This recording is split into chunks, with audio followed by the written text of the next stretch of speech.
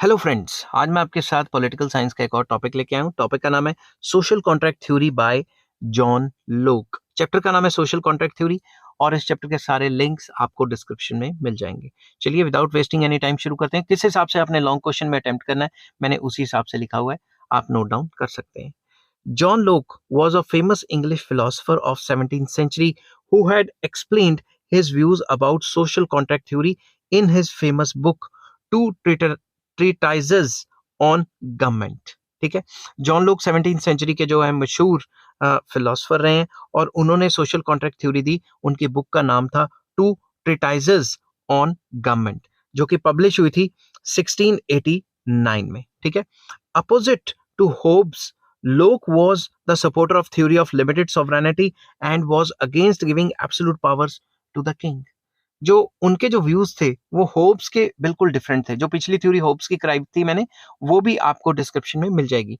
तो वो होब्स के एकदम अगेंस्ट थे। वो कहते थे कि जो सॉवरन है या जो किंग है उसको लिमिटेड पावर्स या लिमिटेड सॉवरेनिटी देनी चाहिए, अनलिमिटेड नहीं दी जा सकती।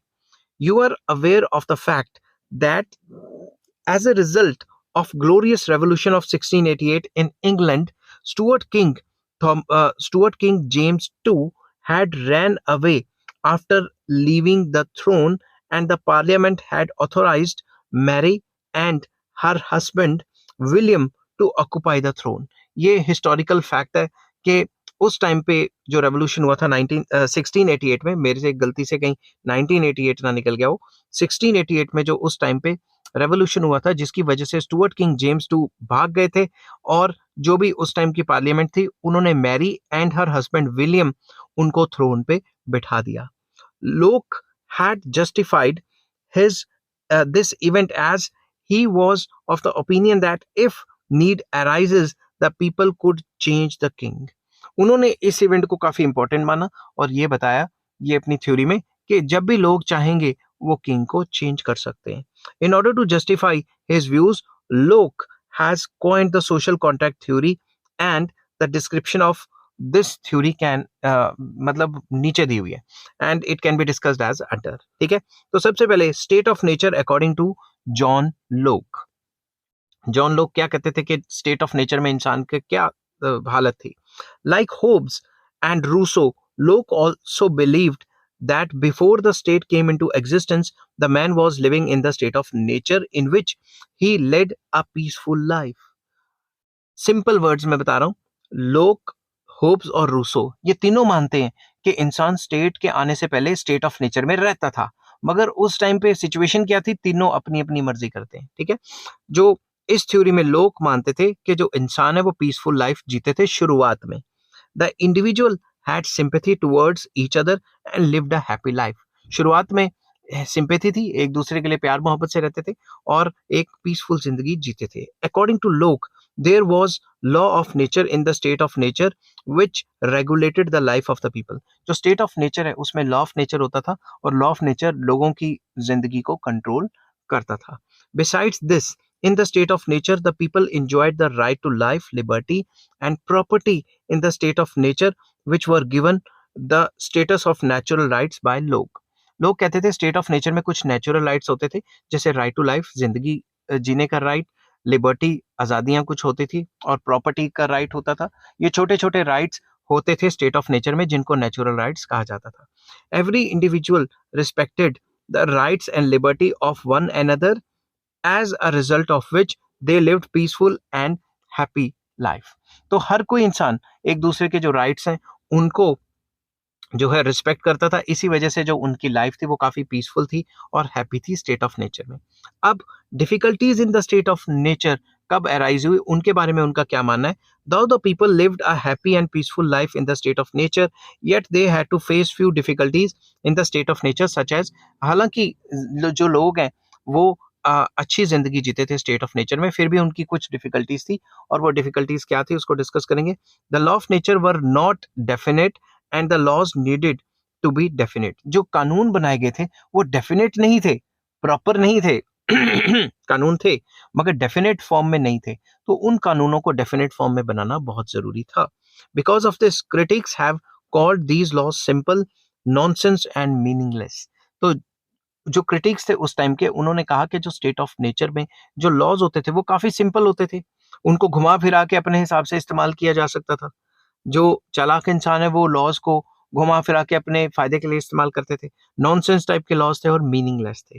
There was no supreme authority to interpret the natural laws, so every individual would give his own interpretation which led to conflict and controversies.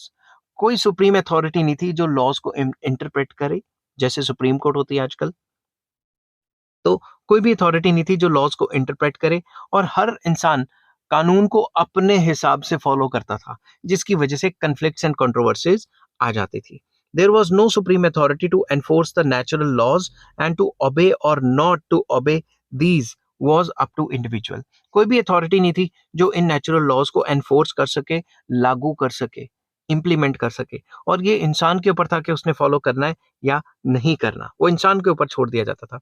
Because of the reasons written above, the life of individual in the state of nature become unbearable and he had decided to leave the state of nature. इन जो above factors हैं, इनकी वजह से जो इंसान की जिंदगी जो है मुश्किल में आनी शुरू हो गई थी और बद से बदतर होती जाती थी। इस वजह से इंसान ने सोचा कि भाई अब स्टेट ऑफ नेचर में अपना गुजारा नहीं है। तो उसके बाद क्या किया? Social contract according to John Locke. John Locke के हिसाब से सोशल कॉन्ट्रैक्ट हुआ। क्या कॉन्ट्रैक्ट हुआ वो डिस्कस करेंगे। As we have discussed above that the life of man become became unbearable in the state of nature, and in order to get rid of it the men had entered into a contract, as a result of which the state was born. जैसा कि पहले मैंने discuss किया था कि जो इंसान है उसकी लाइफ अनबियरेबल हो गई थी स्टेट ऑफ नेचर में, इस वजह से इंसान ने एक कॉन्ट्रैक्ट साइन किया। किसके बीच में? स्टेट के बीच में और अपने बीच में कॉन्ट्रैक्ट साइन किया, और इस कॉन्ट्रैक्ट के थ्रू ही जो स्टेट है वो पैदा हुई। According to John Locke, the man had made a contract such as number 1, ध्यान से समझना, फर्स्ट कॉन्ट्रैक्ट, फिर कराऊंगा सेकंड कॉन्ट्रैक्ट। फर्स्ट कॉन्ट्रैक्ट में क्या किया? According to Locke, the first contract was made by the people among themselves, by which they had left the state of nature and formed an organized political society in which the law of nature was replaced by the social laws. Simple words में उन्होंने आपस में एक contract किया जिसके under वो state of nature को छोड़ देंगे, ठीक है, और एक पॉलिटिकल सोसाइटी बनाएंगे, ऑर्गेनाइज पॉलिटिकल सोसाइटी बनाएंगे, और लॉ ऑफ नेचर को रिप्लेस कर देंगे सोशल लॉज के थ्रू। ठीक है, अब लॉ ऑफ नेचर नहीं रहेगा, अब सोशल लॉज आ जाएंगे। सेकंड कॉन्ट्रैक्ट उन्होंने बनाया। According to Locke, the second contract was made between the organised political society and the ruler which was also known as governmental agreement. दूसरा जो कॉन्ट्रैक्ट लाया गया वो organise political society and ruler के बीच में था, जिसको गवर्नमेंटल एग्रीमेंट भी कहते हैं। ठीक है, तो मतलब रूलर और रूल्ड के बीच में कॉन्ट्रैक्ट लाया गया। समझ गई बात? दोनों के बीच में contract. By this contract, the people had given limited powers to rule of over them to the ruler. Simple words में रूलर के बीच में और जो रूल्ड हैं उनके बीच में, लोगों के बीच में एक कॉन्ट्रैक्ट लाया गया जिसके अंदर लोगों ने जो अपने ऊपर रूल करने का जो पावर्स हैं वो रूलर को दे दी, मगर ये जो पावर्स हैं वो लिमिटेड हैं, अनलिमिटेड नहीं है जैसी होब्स की थ्योरी में थी। The objective of the ruler was to safeguard the right to life, liberty, property of the people, and in case ruler failed to do so, the people were free to break the contract and to enter into another contract. Simple words में जो ruler है उसका main मकसद है लोगों की life को आसान बनाना, right to life, liberty and property को सेव करना, ये सारी चीजें मतलब इंसान के भले का काम करना। ठीक है, अगर कोई भी रूलर ऐसा करने में फेल हो जाता है तो लोग फ्री हैं, पीपल आर फ्री कि वो उस कॉन्ट्रैक्ट को तोड़ के किसी और को रूलर बना दें। ठीक है, besides this, according to Locke, the ruler was free to enact new laws, but these laws should be in consonance to the natural laws and the interest of the people. Besides मतलब जो लोग हैं उन्होंने ये कहा कि जो ruler है वो नए कानून भी बना सकता है, मगर ये कानून नेचुरल लॉ के हिसाब से होने चाहिए और लोगों के इंटरेस्ट के हिसाब से होने चाहिए, उसकी खुद की मर्जी के हिसाब से नहीं होने चाहिए। So we see that Locke had not given unlimited powers to the ruler. जो लोग हैं, जॉन लोक, उन्होंने जो रूलर है, जो सॉवरन है, उनको फुल पावर्स नहीं दी. According to the contract, the ruler was made the trustee of rights and not the source of rights, and people were free to break the contract and enter into a new contract. तो ये कहा गया कि जो ruler है वो जो trustee है राइट्स का, रूलर अपनी मर्जी नहीं कर सकता, और उसका मेन मकसद क्या है कि लोगों के जो राइट्स हैं उसको सेव करना, सेफ गार्ड करना, जो लोगों के right to property, right to life है, उसको सेफ गार्ड करना. अगर उसने कोई ऐसा पंगा किया जिससे ये राइट सेफ गार्ड नहीं हुए, तो लोगों के पास पावर है, वो रूलर को चेंज कर सकते हैं. So the ruler was not allowed to act arbitrarily, rather his powers were limited. वो अपनी मनमर्जी से कुछ भी नहीं कर सकता, जो उसकी पावर्स हैं वो लिमिटेड है. अब आ जाता है फीचर्स और characteristics of Locke's social contract. जो उसकी सोशल कॉन्ट्रैक्ट थ्योरी थी या सोशल कॉन्ट्रैक्ट था, उसकी क्या खास बातें हैं, फीचर्स हैं, करेक्टरिस्टिक्स, जिसको खासियत या विशेषताएं भी कहा जाता है. Number 1, individual had peaceful life in the state of nature. इंसान शुरुआत में स्टेट ऑफ नेचर में पीसफुल जिंदगी जी रहा था. बल्कि जो दूसरी थ्योरी है वो ये कहती है, होब्स की थ्योरी कहती थी कि भाई इंसान की जिंदगी बद से बदतर थी. Opposite to Hobbes, according to Locke, individual lived a peaceful life in the state of nature. Law of nature regulated his life, and he enjoyed rights to life, liberty, property, which he had got from nature. तो वो कहता था इंसान की जिंदगी काफी peaceful थी state of nature में. उसके पास right to life, right to liberty and right to property था, ये सारा था, और उसकी जिंदगी पीसफुल थी, बहुत अच्छी थी. Every individual had respect for one another. एक दूसरे की काफी रिस्पेक्ट करते थे, प्यार मोहब्बत से रहते थे. नेचुरल लॉज वर वेग. जो नेचुरल लॉज थे वो सर्टेन नहीं थे. कोई अपनी मर्जी से नेचुरल लॉ को किसी तरीके से इंटरप्रेट कर रहा है, दूसरा बंदा किसी तरीके से अपने फायदे के लिए इंटरप्रेट कर लेते थे. अकॉर्डिंग टू लोक, लोग क्या कहते थे? According to Locke, the natural laws regulated the life of the individual in the state of nature, but the natural laws were vague, and there was no supreme executive authority to solve the disputes arising as a result of enforcement of natural laws. तो उनका कहना था कि हालांकि natural laws को follow किया जाता था और नेचुरल लॉज अच्छे थे, हर एक इंसान अपने हिसाब से नेचुरल लॉ को फॉलो करता था. मेरा गला बैठ गया बोल बोल के. तो बच्चे अब कह देते हैं विक्स ले लो, ये ले लो, वो ले लो, ठीक है. तो अब मैं आपको बताना चाहूंगा कि जो नेचुरल लॉज थे वो कोई फिक्स नहीं थे, और कोई भी ऐसी अथॉरिटी नहीं थी जो नेचुरल लॉज को अच्छे तरीके से मतलब इम्प्लीमेंट कर सके और उनकी जो स्टेबिलिटी है उसको मेंटेन कर सके, उनको सर्टेन बना सके. Every individual gave his own interpretation of natural laws, as a result of which the peaceful life of individual became unpeaceful in the state of nature. हर कोई अपनी इंटरप्रिटेशन करेगा नेचुरल लॉज की, तो अपने फायदे के लिए उनको यूज करने की कोशिश करेगा और दूसरे के नुकसान करने के चक्कर में तो जो पीसफुल लाइफ जो स्टेट ऑफ नेचर में चल रही थी वो पीसफुल नहीं रहेगी. ठीक है, नेक्स्ट आ जाता है टू कॉन्ट्रैक्ट्स. तो जो जॉन लोक है उन्होंने दो कॉन्ट्रैक्ट्स को फेवर किया. अकॉर्डिंग टू लोक, in order to leave the state of nature, the people had two contracts. जो state of nature छोड़े और दो contracts बनाए. First contract they had among themselves, by which an organized social society was created, because of which it was known as a social contract. तो उन्होंने कहा कि एक कॉन्ट्रैक्ट होगा लोगों के बीच में आपस में, जिसमें वो एक ऑर्गेनाइज्ड पॉलिटिकल सोसाइटी या ऑर्गेनाइज्ड सोशल सोसाइटी बनाएंगे, इसलिए इसको सोशल कॉन्ट्रैक्ट कहा गया.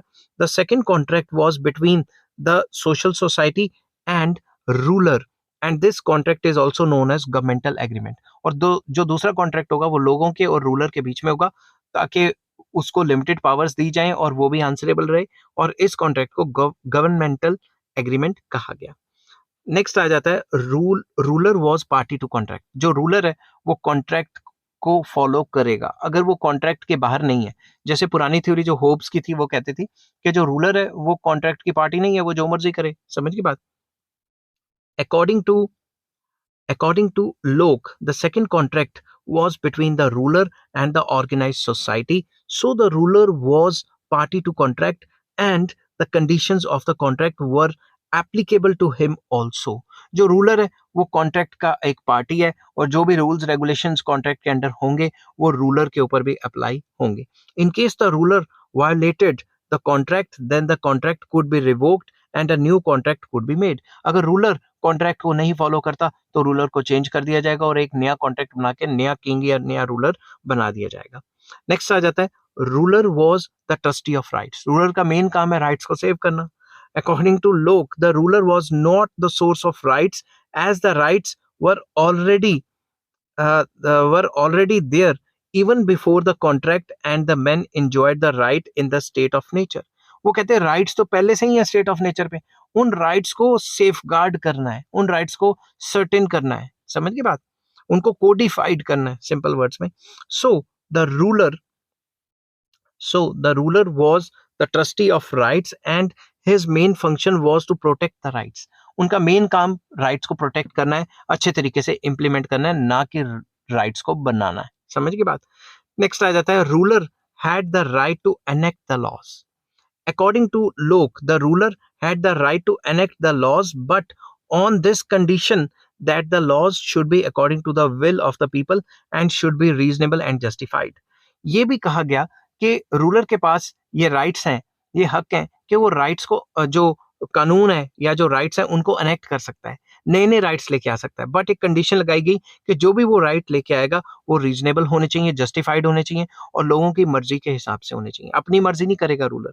इन case the ruler framed such laws which were against the wishes of the people had the right to oppose such laws.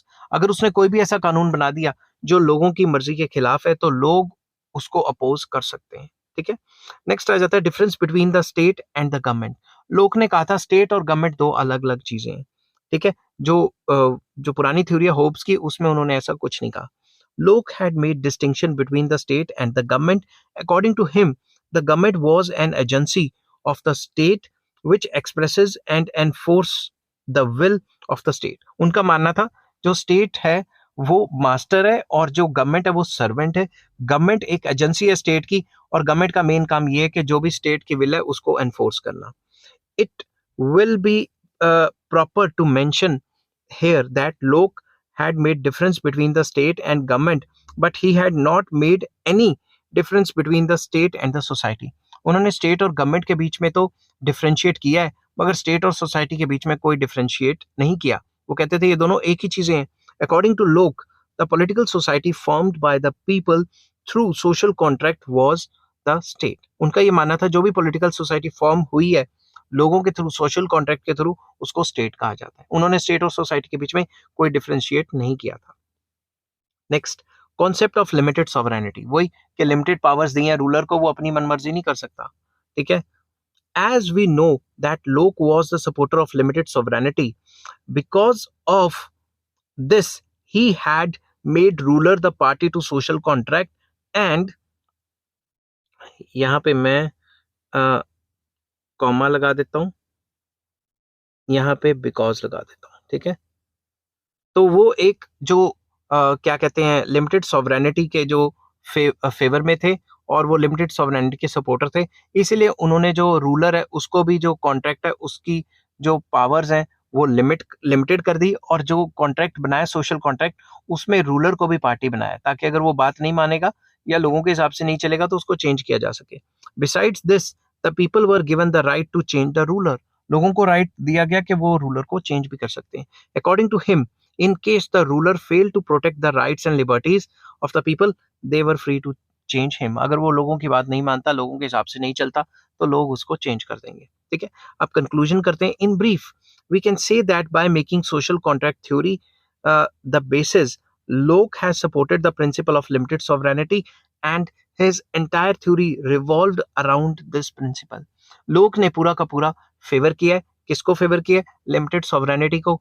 और अपनी थ्योरी के हिसाब से उसने लिमिटेड सॉवरेनिटी के आसपास ही पूरी की पूरी सोशल कॉन्ट्रैक्ट थ्योरी को घुमाने की कोशिश की है.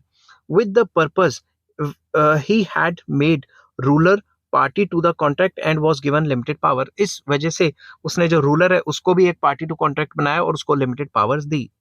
Along with he had given the right to people to remove the ruler from his office. अगर रूलर लोगों की विल के हिसाब से काम नहीं करता तो रूलर को हटाया जा सकता है अपने ऑफिस से और किसी और के साथ साइन किया जा सकता है कॉन्ट्रैक्ट को, किसी और को रूलर बनाया जा सकता है. अब आ जाता है relations between the ruler and the ruled.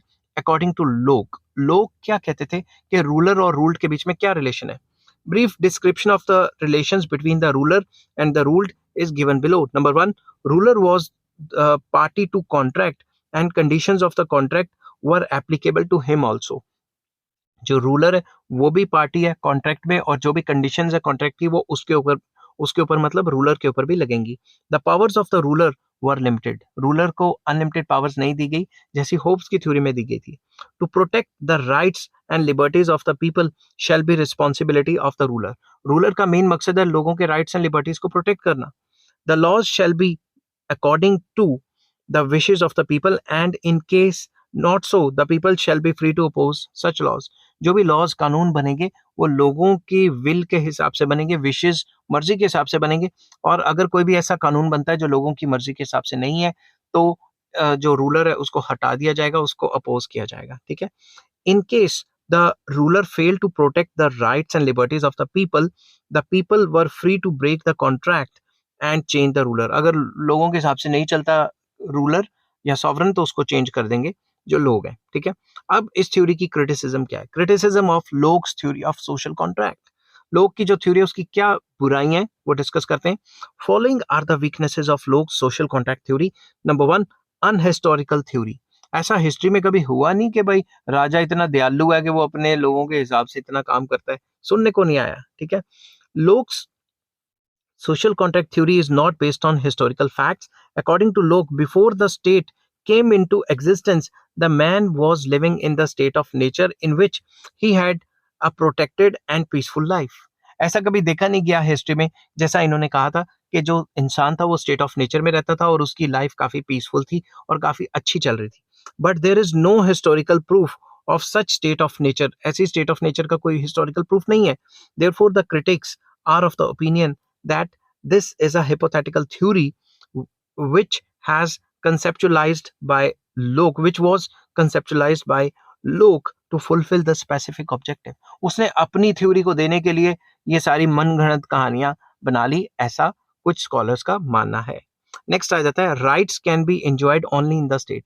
वो कहता था स्टेट ऑफ नेचर तो स्टेटलेस थी. जब नेचर में रहते थे तो स्टेट तो नहीं होती थी, फिर भी राइट होते थे. ये थोड़ा मुश्किल है कहना क्योंकि राइट्स तो स्टेट में ही आते हैं ना. According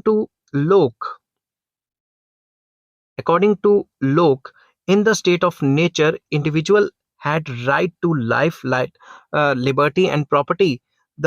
So the individual enjoyed the rights even before the state came into existence, and the state came into existence for the protection of the rights. वो कहते थे कि भाई जब इंसान स्टेट ऑफ नेचर में रहता था तभी उसके पास right to life, right to liberty, right to property होता था, और स्टेट के आने से पहले वो ये सारे राइट्स एंजॉय करता था. ठीक है. बट स्टेट आई इन राइट्स को प्रोटेक्ट करने के लिए. ठीक है. But this is not a correct view because the rights need the recognition of the state and an individual can enjoy only those rights which are given to him by the state. असल जिंदगी में तो जो rights state देता है लोगों को वही एंजॉय करते हैं ना लोग. अब स्टेट ही नहीं है तो राइट्स कौन देगा और एंजॉयमेंट कहाँ की. समझ की बात. So the state is not the trustee of the rights, rather it is the source of rights. तो कुछ स्कॉलर्स का मानना यह कि जो स्टेट है वो राइट्स की ट्रस्टी नहीं है बल्कि राइट्स का सोर्स है. जो भी लॉज जो है वो स्टेट बनाती है. स्टेट ही नहीं होगी तो लॉज कहां से आएंगे. ठीक है. नेक्स्ट पॉइंट है people can not be given the right to disobey the laws. इसने कहा कि जो सॉवरेन है वो कोई भी जो बनाता है लॉज, अगर तुम लोगों को पसंद नहीं है तो लोग डिसओबे कर देंगे. तो इससे तो एनार्की फैल जाएगी. एनार्की मतलब क्योटिक सिचुएशन फैल जाएगी. लोक has given the people the right to disobey the laws. According to him, the people can disobey the laws which do not protect the public interest of the people. जो लोगों के मतलब interest के खिलाफ कोई कानून बन गया तो लोग उस लॉ को डिसओबे कर सकते हैं, जो कि थोड़ा खतरनाक है. The critics are of the opinion that who will decide that which laws were against the public interest and which were not. अब कौन डिसाइड करेगा कि कौन से कानून पब्लिक इंटरेस्ट के खिलाफ है और पब्लिक इंटरेस्ट की फेवर में है. जैसे पुराने जमाने में जो अजीब अजीब से लॉज होते थे, आपको पता है सती सिस्टम टाइप, इस टाइप के लॉज, तो मेजॉरिटी उन लॉज को फेवर करती थी. फिर भी जो वो कानून है वो तो ब्रूटल था काफी ज्यादा कि भाई अगर हस्बैंड की डेथ होगी तो साथ में जो उसकी वाइफ है उसको भी जला दो. तो ऐसे लॉज बने जिससे कि मेजॉरिटी जिसके खिलाफ हो फिर भी वो ह्यूमैनिटेरियन ग्राउंड्स पे तो सही ही रहे। Such a decision can not be left to the will of the people. ऐसे डिसीजन लोगों की मर्जी के ऊपर नहीं छोड़ सकते। मेजोरिटी हमेशा सही नहीं होती। The people will oppose such laws which limit their liberty, and under such conditions it will be difficult for the ruler to govern। अगर लोग उन लॉज को अपोज करने लगे जो सॉवरन ने बनाए हैं या जो गवर्नमेंट ने बनाए हैं, उनको अपोज करने बैठ गए, तो फिर ऐसे तो मतलब सॉवरन का काम नहीं चल सकता ना। ऐसे तो उसके लिए डिफिकल्ट हो जाएगा काफी ज्यादा रूल्स रेगुलेशंस फर्दर बनाना, और जो सोसाइटी है पूरी की पूरी, जो स्टेट है उसको पूरा का पूरा कंट्रोल करना, वो उसके लिए काफी डिफिकल्ट हो जाएगा अगर लोग उसकी बात मानेंगे ही नहीं तो। नेक्स्ट आ जाता है difference between the society and the state. Locke has made distinction between the state and the government, but he has not made any distinction between the state and the society, which was not correct। तो एक और बुराई है, उन्होंने state और government के बीच में तो बताया था कि डिफरेंस है, मगर स्टेट और सोसाइटी के बीच में कहा कि कोई डिफरेंस नहीं है। There are many differences between state and the society, such as society has no fix boundaries where as the state has. Society और स्टेट में बहुत फर्क है। सोसाइटी की कोई बाउंड्रीज नहीं है, मगर स्टेट की तो फिक्स टेरिटरी आती है। सोसाइटी इन इज ओल्डर, यहाँ ओल्डर आना था, ठीक है, OLDER, older than the state, ठीक है। सोसाइटी जो है वो स्टेट से ओल्डर मानी जाती है। मैं फिर से लिख देता हूं, ओल्डर। सोसाइटी जो है वो स्टेट से पुरानी है, और स्टेट जो है वो सोसाइटी के बाद आया, ठीक है। And the state has sovereign power, order of the state, and state has sovereign power which can be enforce. हाँ, ये स्टेट इज ऑर्डर ही लिखना था, यहाँ पे ओल्डर नहीं लिखना था। अगर स्टेट ऑर्डर है, स्टेट इज ऑर्डर, हाँ ओल्डर ही आना है। रुको 2 मिनट, ठीक है, वो इंग्लिश इनकरेक्ट ना हो जाए इसलिए चेक कर रहा हूँ। जो सोसाइटी है वो स्टेट से ओल्डर है, and the state has sovereign power. State के पास क्या है? सॉवरन पावर्स हैं, by which it can enforce it's will on the people. लोगों के ऊपर अपनी मनमर्जी को फोर्स कर सकती है। मगर सोसाइटी के पास तो ऐसी कोई पावर नहीं है। सोसाइटी के पास तो सॉवरेनिटी नहीं है कि जो भी सोसाइटी चाहे वो लोगों को करना पड़े। समझ की बात? तो स्टेट और सोसाइटी में जो डिफरेंस है ही है, ये मैंने अच्छे तरीके से लॉन्ग क्वेश्चन में कवर किए हुए हैं। आपको अगर वो लॉन्ग क्वेश्चन देखना है तो आप मुझे कमेंट्स में बताना, मैं आपको लिंक शेयर कर दूंगा, ठीक है। तो यहाँ पे बताया गया स्टेट और सोसाइटी में कोई डिफरेंस ही नहीं किया इसने, ये भी बुराई है एक। नेक्स्ट है एनकरेजेस रिबिलियन। इससे तो रिबिलियन आ जाएगा, लोग कभी भी वो कर देंगे, मतलब रिवोल्ट कर देंगे कि भाई हमें स्टेट पसंद नहीं है, ठीक है। Locke has given the people the right to break social contract and to change the ruler, which was not free from danger।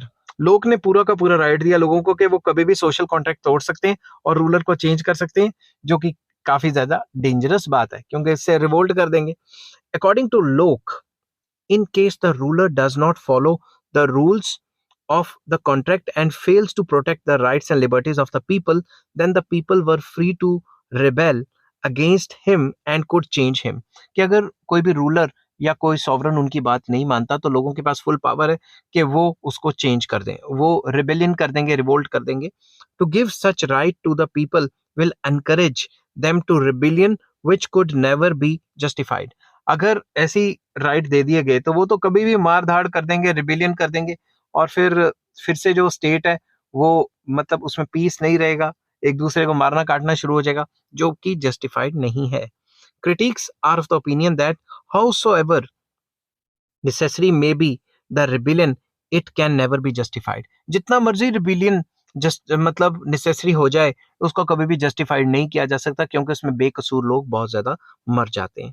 Next आ जाता है laws are not above the state. Laws जो है वो स्टेट से ऊपर नहीं हो सकते। Locke is of the opinion that before the state came into existence, there were laws of nature in the state of nature which regulate the life of the individual। उन जैसा कि मैंने पहले भी डिस्कस किया, उनका ये मानना था कि जब इंसान स्टेट ऑफ नेचर में रहता था वहां पे लॉज ऑफ नेचर होते थे। The basis of laws were human reasons. उन लॉज का जो मेन बेसिस था वो इंसानी रीजंस, ह्यूमंस के रीजंस थे। But the critics do not agree with this view point. जो उनकी बुराई करते हैं वो कहते हैं ऐसी कौन से रीजंस आ गए। They are of the opinion that the rights different from person to person, where as the laws can not be different from person to person. वो कहते थे कि जो उस टाइम पे राइट्स होंगे वो पर्सन टू पर्सन अलग अलग होंगे, किसी के लिए कोई राइट, किसी के लिए कोई राइट, जिसकी मर्जी जो मर्जी करो। बट दूसरी तरफ जो कानून बनते हैं वो पर्सन टू पर्सन अलग नहीं होते। जब भी कोई कानून बनता है वो सबके लिए सेम होता है। Secondly, the critics are of the opinion that laws can not be above the state. उनका ये मानना था लॉज जो है वो स्टेट से बाहर जाके नहीं हो सकते। स्टेट होगी तभी तो लॉज बनेंगे। The state enacts the laws and enforces these. State ही लॉज बनाता है और उनको एनफोर्स करता है।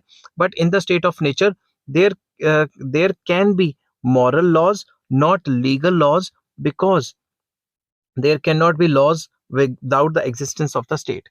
तो क्रिटिक्स का मानना ये था कि स्टेट ऑफ नेचर में मॉरल लॉज तो हो सकते हैं मगर लीगल लॉज नहीं हो सकते, क्योंकि अगर लीगैलिटी लेके आनी है तो स्टेट का एज अ इंस्टीट्यूशन होना बहुत जरूरी है जो लॉज को बना सके और उनको एनफोर्स कर सके। ठीक है, अब conclusion. After going through above discussions we can say that with certainty that there were many weaknesses in the Locke's theory of social contract. Locke has presented the concept of natural rights and laws of nature which was far away from reality because laws and rights were possible only in the state. तो ऊपर discussion जो हमने की उससे हमें पता लगता है कि जो लोक है उसमें भी, लोक की जो सोशल कॉन्ट्रैक्ट थ्योरी है उसमें भी कुछ वीकनेसेस हैं। सबसे बड़ी वीकनेस तो यही है कि वो ये कहता है कि जो नेचुरल राइट्स हैं वो होने चाहिए और होते भी हैं, और जो स्टेट से आने से पहले ही नेचुरल राइट्स थे। ठीक है, बट ऐसा रियलिटी से काफी दूर माना जाता है क्योंकि जो राइट्स हैं, जो लॉज हैं वो स्टेट में ही पॉसिबल होते हैं। स्टेट होगा तभी होंगे। Besides this, Locke's social contract theory is hypothetical and unhistorical because there is no historical proof of it. तो ये जो उसने जो बनाई है ये मनगढ़ंत सी है, अपनी मनमर्जी से बना दी, ऐसा कहीं हिस्टोरिकल प्रूफ भी नहीं पाया गया। फिर भी importance of Locke's social contract theory क्या है ये पढ़ेंगे। In spite of the criticism of Locke's social contract theory, it has its own importance, such as number 1 importance of rights. पूरी थ्योरी में इसने राइट्स जो लोगों को देने हैं उनको काफी ज्यादा जोर दिया है, मतलब ये फेवर में है कि लोगों के पास राइट्स होने चाहिए। लोक has highlighted the importance of natural rights. Right to life, right to liberty, right to property are the basic rights for the development of individual, and today no state can ignore the importance of these rights, as almost all the states have given due recognition to these rights. लोक ने काफी importance दी है natural rights को, जिसमें right to life, right to liberty and right to property आ जाती है, जो कि इंसान की डेवलपमेंट के लिए बहुत ज्यादा जरूरी है। और आजकल के हिसाब से भी देखा जाए तो कई स्टेट्स हैं, कई सरकारें हैं, कई कंट्रीज हैं जो इन राइट्स को काफी ज्यादा इंपॉर्टेंस देती हैं और रिकॉग्नाइज करती हैं। नेक्स्ट आ जाता है distinction between state and the government. Second जो इंपॉर्टेंस है उसकी, उसने स्टेट और गवर्नमेंट को दो अलग अलग इंस्टीट्यूशन माना और दो अलग अलग मतलब चीजें माना, जो कि पुरानी थ्योरी जो होब्स की थी वो ऐसा नहीं कहता था, कहता स्टेट और गवर्नमेंट एक ही बात है। लोक was the first thinker Locke was the first thinker who made distinction between state and the government, and it was great contribution to the subject of political science. और ये political science के subject के लिए काफी अच्छा contribution रहा कि state और गवर्नमेंट को अलग अलग डिफाइन किया और उनमें डिफरेंसेस बताए।